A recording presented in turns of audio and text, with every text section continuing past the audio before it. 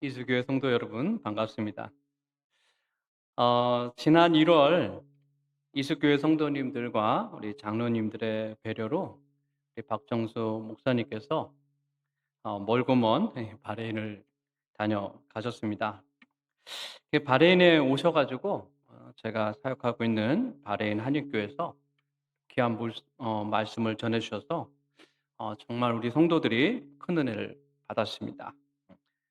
그 바레인이 조그만 나라이기 때문에 직항이 없습니다. 그래서 비행기를 갈아타고 오려면 보통 15시간 이상 걸리는 아주 긴 여정입니다.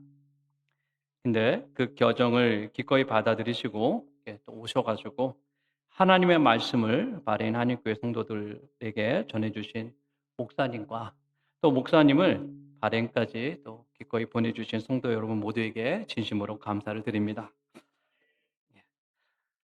어, 최근 중동에서 일어나고 있는 사태를 여러분에게 말씀을 드릴 필요 없이 여러분들 너무나 잘 아시고 계실 것입니다. 뉴스만 틀면 그 내용으로 나오니까요. 지난 2월 말에 시작된 미국과 이란의 전쟁의 여파가 제가 살고 있는 바레인에도 크게 미쳤습니다. 제가 살고 있는 곳은 미 해군 오함대가 주둔하고 있는 기지에서 아주 가까운 곳입니다. 걸어서 한 15분에서 20분 정도 걸리는, 어떻게 말하면 바로 옆이라고 할 수 있는데요. 그래서 제가 늘 거리에 나가면 미군들을 만날 수 있고, 또 그 지역은 미군들로 인해서 상권이 이루어진 그런 곳이기도 합니다. 그런데 그날 제가 운동을 하고 있었는데 갑자기 운동을 하고 있다가 집이 무너지는 것 같은 엄청난 충격을 제가 받았습니다. 운동을 하다가 급하게 1층으로 내려가서 무슨 일이 있는지 살펴보고 있는데 제가 살고 있는 아파트의 관리인이 미 해군 기지 쪽을 손가락으로 가리켰습니다. 한번 제가 동영상을 직접 제가 찍은 겁니다. 남이 찍은 게 아니고 제가 바로 찍었는데 한번 보여드리도록 하겠습니다. 보시기 바랍니다. 예, 저희 집 아파트에서 찍은 동영상입니다.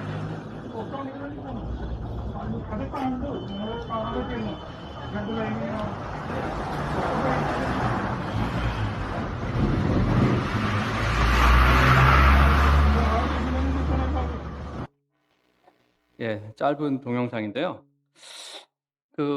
지금 옆에 그렇게 마스크 쓰고 있는 분이 저희 집 아파트 관리인인데 그분이 손가락으로 가리킨 곳을 보니까 아주 거대한 연기가 올라오고 있었습니다. 거기에 미 해군 기지가 있는데 그 미 해군 기지가 이란의 미사일 공격을 받아서 그 당일만 한 3발 정도가 직격탄을 맞았습니다. 그래서 아주 큰 피해를 입게 됐는데요. 살면서 정말 처음 있는 일이라서 아주 큰 멘붕에 빠졌습니다. 그래서 그런 일이 일어나고 나니까 그 동네 사람들이 피난을 가기 시작했습니다. 제가 살고 있던 아파트 주민분들도 얼마나 빠르게 짐을 싸서 내려오셨는지 제가 밑에 있는데 벌써 아이들과 함께 짐을 싸서 아주 부랴부랴 차를 타고 이제 피난을 가고 있었습니다.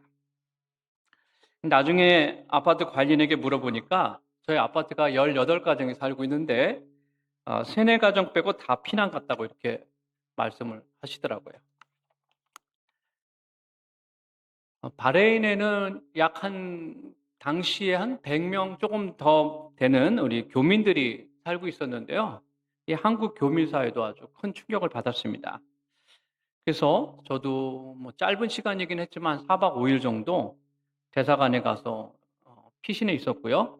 그리고 많은 교민들은 기회가 있을 때 떠나야 된다 해가지고 많은 분들이 바레인을 떠났습니다.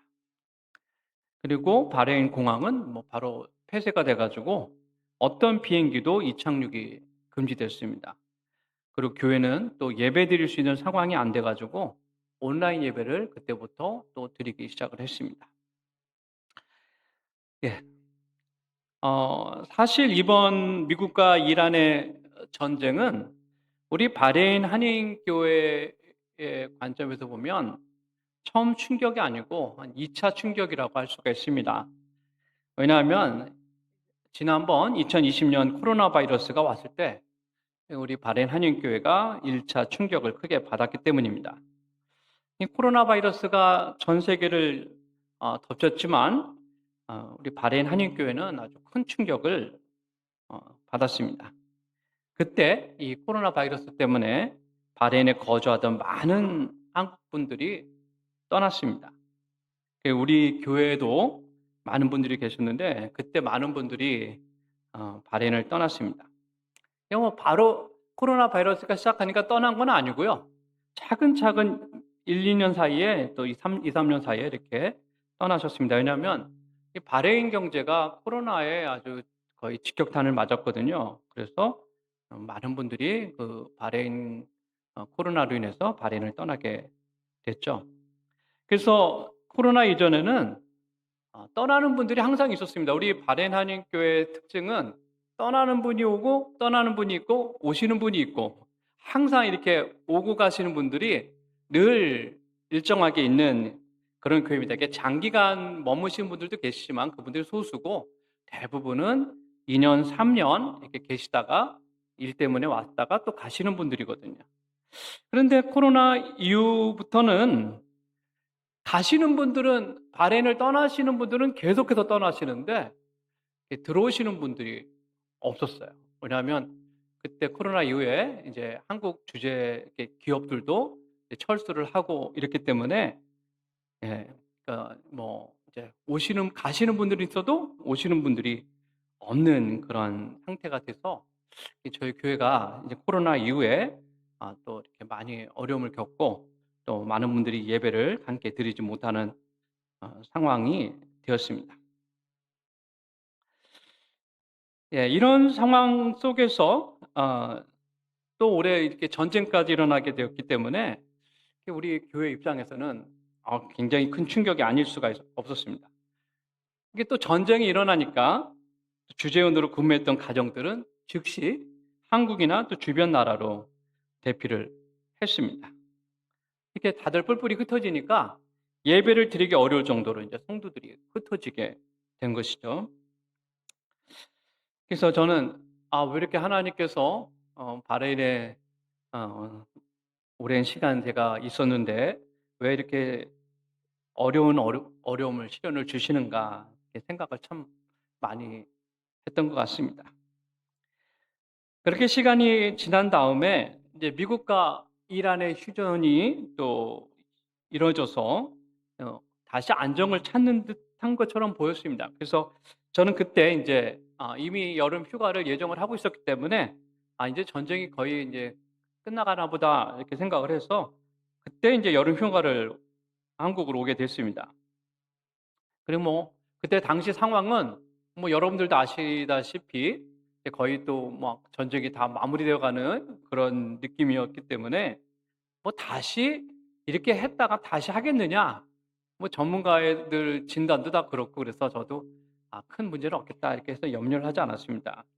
근데 와서 얼마 안 돼 가지고 다시 전쟁이 시작되었고요. 저는 이제 원래 돌아오는 수요일 날 다시 바레인으로 돌아갈 예정이었습니다. 비행기표를 예매를 다 해놨는데 또 비행기표가 취소가 돼가지고 지금 또 상황이 좀 상당히 난감한 상황이 있습니다. 그래서 일주일 뒤로 그 항공사에서 똑같은 시간으로 이렇게 일주일 뒤로 예약을 해 주었지만은 아무튼 한 치 앞을 내다볼 수 없다. 이 말이 지금 이 상황을 얘기하고 있는 게 아닌가. 예매는 했지만 정말 그때 돌아갈 수 있을지 없을지는 참 장담할 수 없는 그런 상황에 놓여져 있습니다. 여러분들 많은 기도를 좀 부탁을 드리겠습니다. 저는 여름 휴가를 오면 바레인에 계셨던 성도들을 만날 기회가 많습니다. 제가 여름 휴가의 상당 시간은 바레인에 계셨던 성도님들을 이렇게 뵙는 시간들로 이렇게 갖게 되는데요. 이번 여름 휴가 때도 많은 여러분들을 이렇게 만났습니다.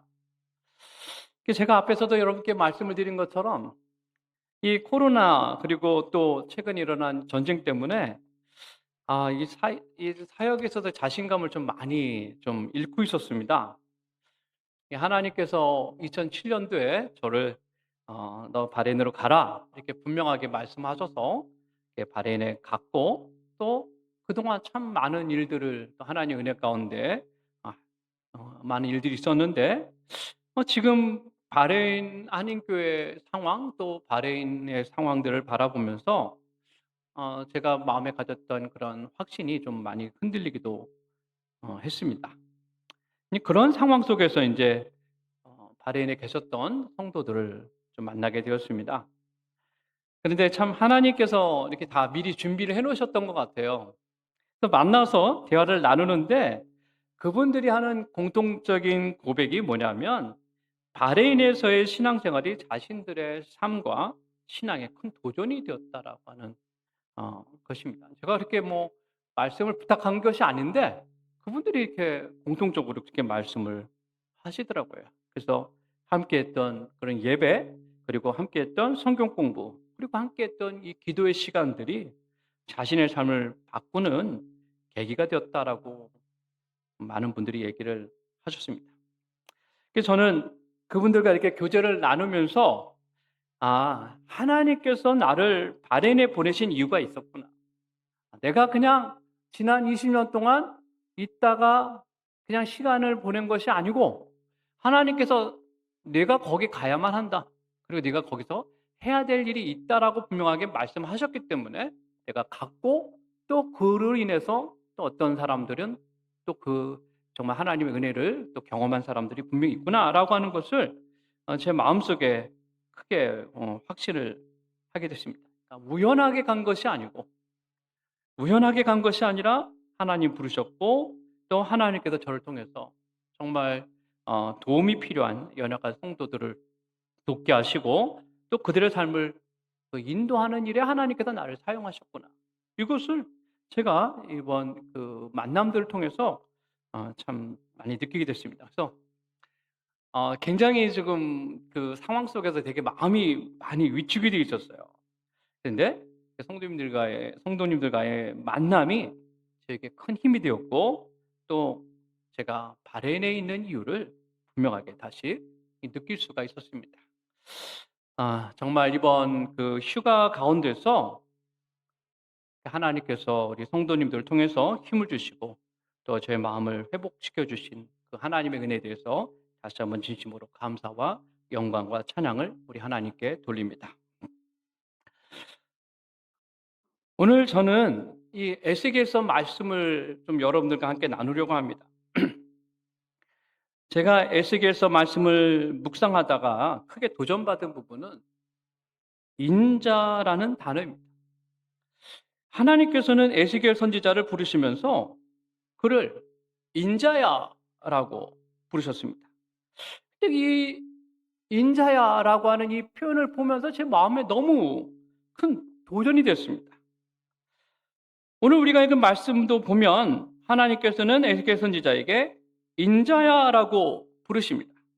또 내게 이르시되 인자야. 에스겔서에 보면 하나님께서는 93회에 걸쳐서 에스겔 선지자를 인자라고 부르십니다. 그러니까 인자라고 하는 이 단어의 거의 대부분은 이 에스겔서에 나온다라고 보시면 됩니다.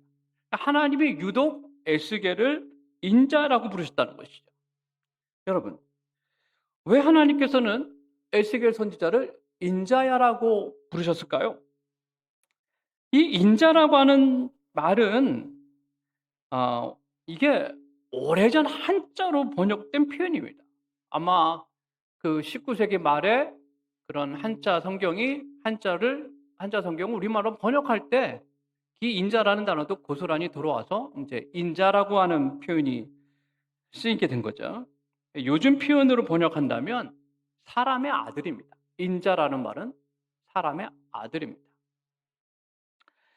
이 표현은 보통 사람의 계급을 나타낼 때 사용됩니다. 만약에 어떤 사람이 제사장 계급에 속했다면 구약시대에는 그 사람을 제사장의 아들이라고 불렀습니다. 사람의 아들이라는 말은 그런 표현을 하는 거죠. 그래서 제사장의 아들이다. 제사장에게 속했다 그러면 이 사람은 제사장의 아들이다. 이렇게 말하는 것이고요. 하나님께서는 또 종종 선지자들을 부를 때 구약 성경에 의하면 하나님의 사람이라고 불렀습니다. 너 하나님의 사람아, 이런 표현이 나오죠. 그러니까 이 에스겔 선지자도 선지자이니까 하나님께서 에스겔 선지자를 부르실 때 원래는 뭐라고 부르셔야 되냐면 너 하나님의 사람아라고 부르는 것이 맞습니다. 그런데 오늘 말씀 보면 하나님께서는 에스겔 선지자를 하나님의 사람아라고 부르지 않으시고 사람의 아들아, 인자야라고 부르고 계신다고 하는 것이죠. 여러분, 하나님께서 에스겔 선지자를 인자야, 즉 하나님 사람의 아들아라고 부르신 이유는 에스겔 선지자로 하여금 자신이 누구인가를 분명하게 알게 하기 위해서입니다. 여러분, 에스겔 선지자가 어떤 사람입니까? 이 에스겔 선지자는 본래 아주 지체가 높은 제사장 가문의 출신입니다. 오늘날로 말하면 귀족 가문입니다. 그래서 그는 아주 높은 가문에서 출생했기 때문에 바벨론이 높은 뒤에 있는 사람들을 끌어갔던 주전 597년, 이제 제2차 포로들을 끌고 갔던 시기인데요. 이때 597년에 유다의 왕이었던 요야긴과 함께 바벨론에 포로로 끌려갔습니다. 그러니까 왕족, 귀족들이 끌려갈 때 이 에스겔도 워낙 신분이 좋으니까 함께 끌려갔던 사람입니다. 높은 학문, 그분이 쓴 이 에스겔서를 보면 그가 얼마나 높은 학문을 가지고 있는지 나타나죠. 높은 학문, 또 지체가 아주 높은 그런 가문을 자랑했던 에스겔 선지자는 한순간에 바벨론에서 포로의 신분이 되었습니다.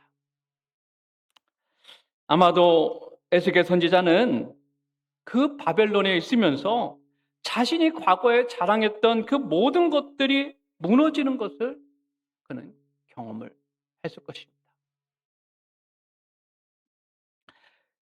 그러한 때 하나님께서는 에스겔 선지자를 너 하나님의 사람아라고 부르지 않으시고 너 사람의 아들아, 인자야라고 부르셨습니다.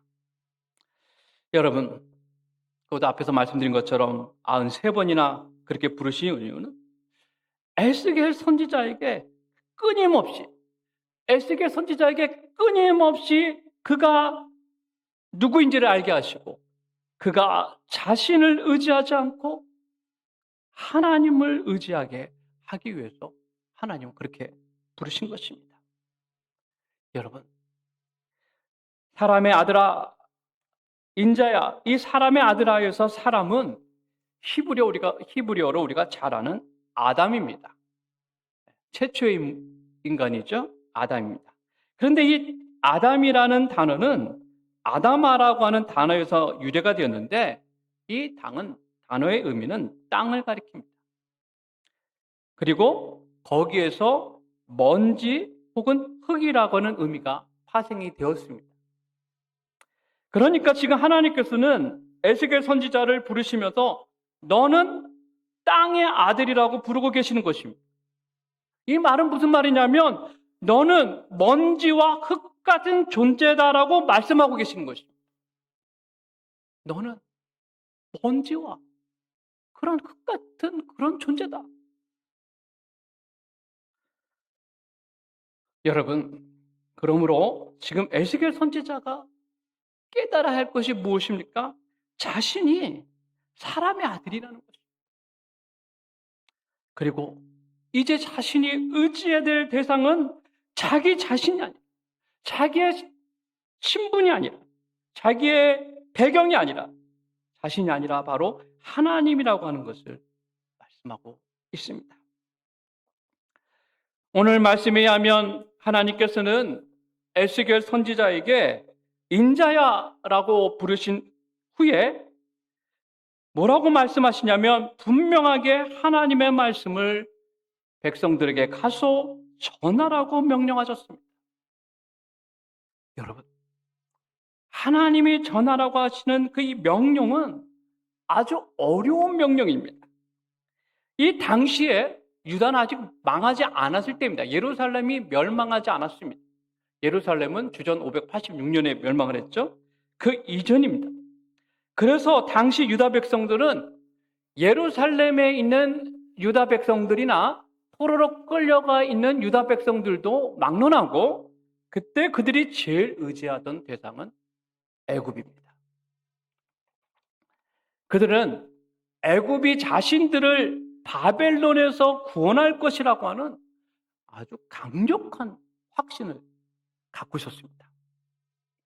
하나님께서는 에스겔만이 아니라 예레미야 그리고 다른 많은 선지자들을 보내셔서 너희는 애굽을 의지하지 말고 나 하나님을 의지해라 라고 계속 말씀하셨지만 그 당시 유대인들은, 유다 사람들은 그 하나님의 말씀을 전혀 듣지 않았습니다.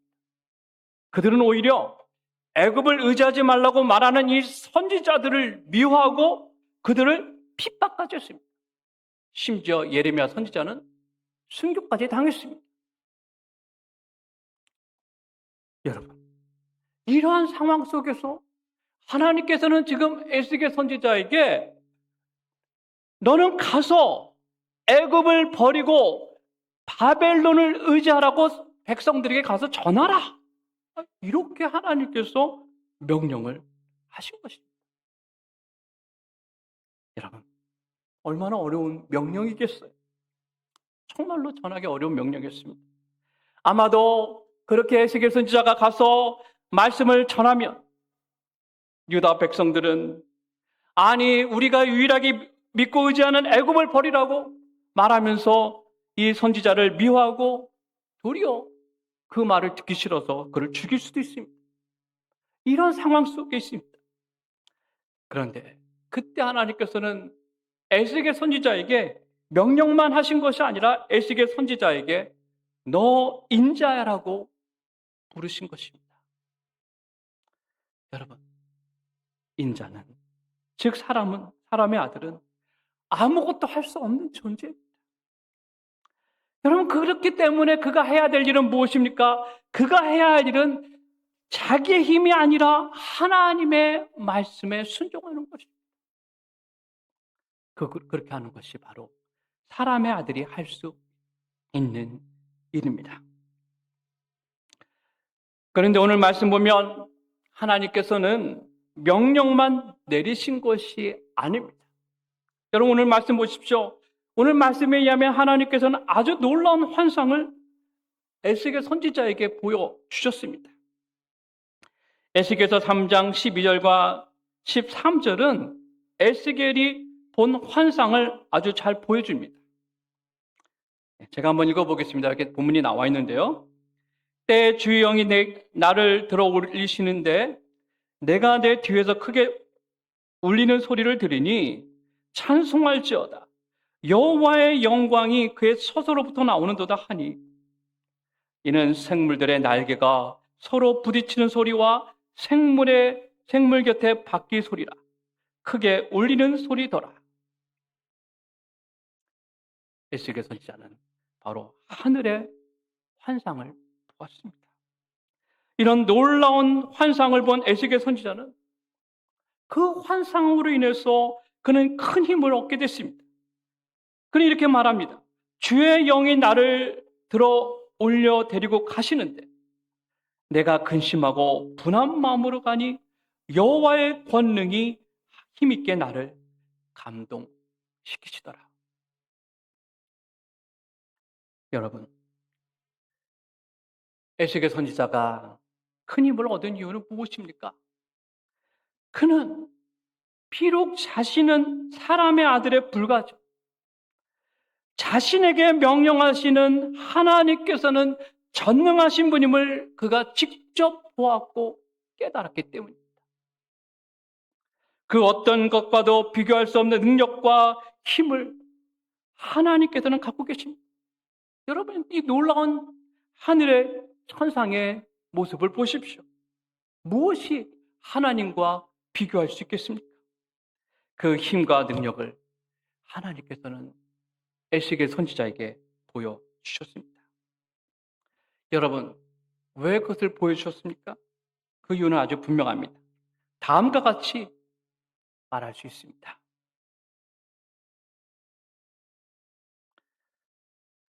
에스겔아, 너는 비록 먼지와 흙에 불과한 존재이지만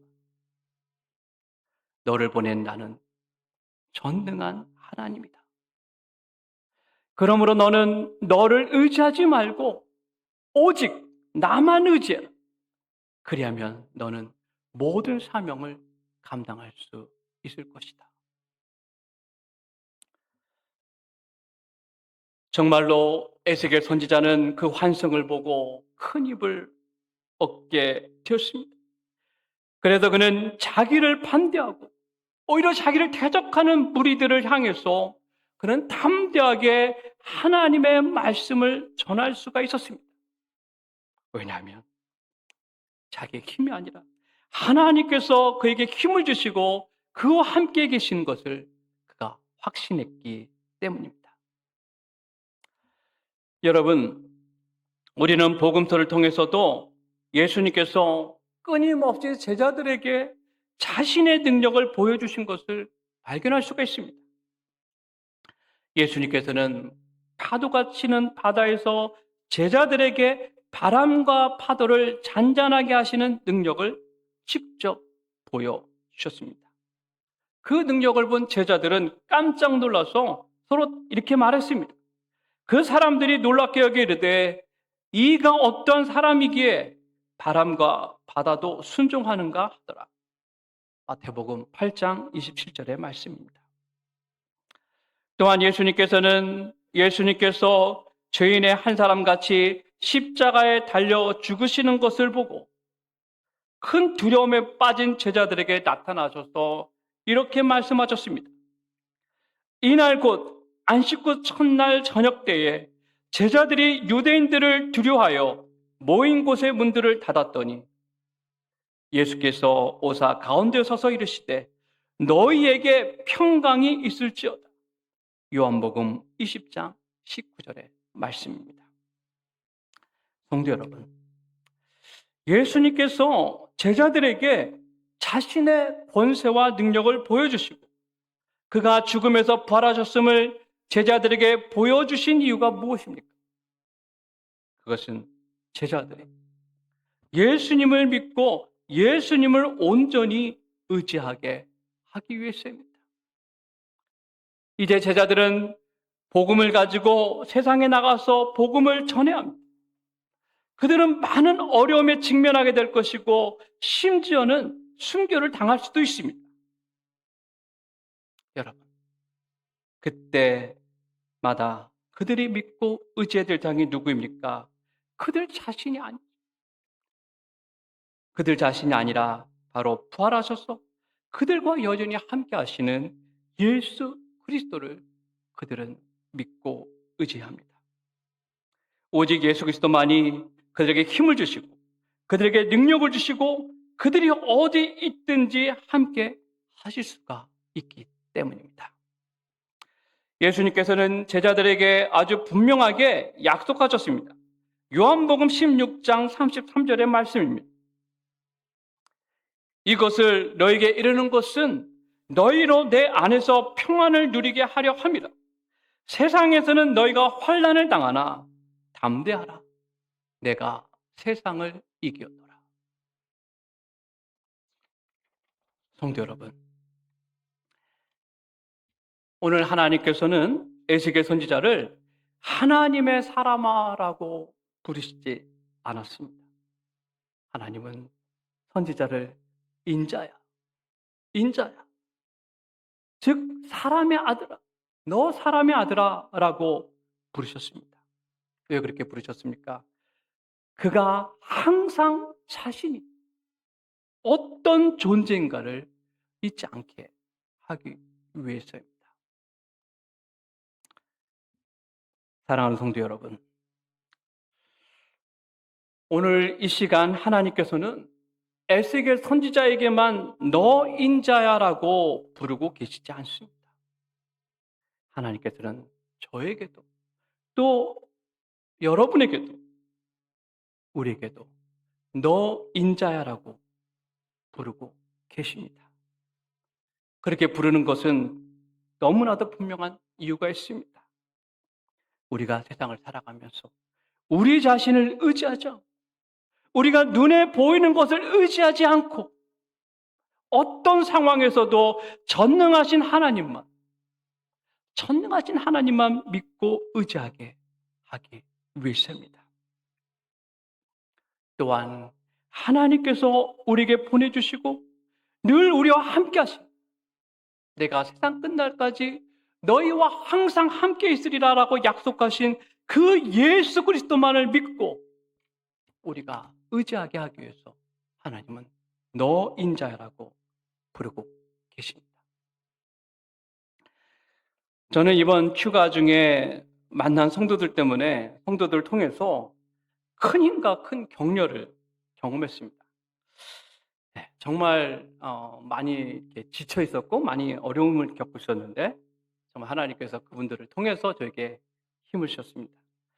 과거 그분들이 바레인에 있을 때는 하나님께서 저를 통해서 그분들을 격려하고 그분들에게 힘을 주셨는데 이제 역으로 하나님께서는 그 성도님들을 통해서 저에게 힘을 주시고 저에게 격려하셨습니다.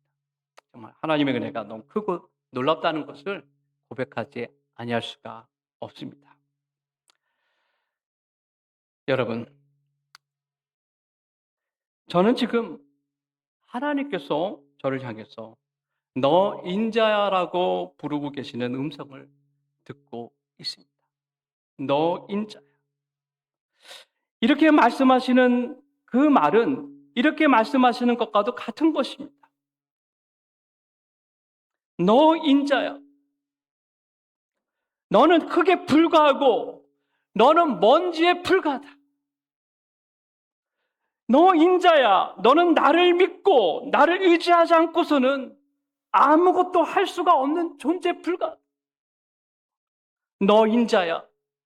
그런데 왜 너는 여전히 나를 신뢰하지 않고 너 자신을 의지하고 너 자신을 붙들고 있느냐? 너 인자야. 내가 살 수 있는 길은 오직 내가 나를 의지하는 길뿐이다. 너 인자야. 너의 생각, 너의 근심, 너의 문제를 다 내게 내려놓아라. 그리하면 내가 너의 길을 인도할 것이고 너의 문제를 해결할 것이다. 너 인자야. 여러분, 우리는 하나님이 보시기에 인자입니다. 그 말은 우리가 하나님 앞에서 무기력하고 연약한 존재라고 하는 것을 가리킵니다. 하지만 동시에 하나님의 사랑과 인자하심을 경험하는 존재라고 하는 것을 또한 보여주는 말이기도 합니다. 하나님께서는 우리를 사랑하십니다. 하나님께서는 우리를 사랑하시기 때문에 우리를 위해서 기꺼이 그의 아들 독생자 예수 그리스도를 보내주시고 우리를 죄와 사망에서 구원하시고 우리에게 생명 주셨습니다. 여러분, 그 하나님이 바로 우리와 함께 하십니다. 어떤 상황, 어떤 어려움 속에서도 어떤 경우에 있어서도 나를 인자라고 부르시면서 항상 나를 붙들어 주시고 나와 함께 하시는 하나님만을 온전히 의지하고 하나님만을 바라보는 저와 여러분들 되시기를 예수님의 이름으로 축원을 드립니다. 기도하겠습니다.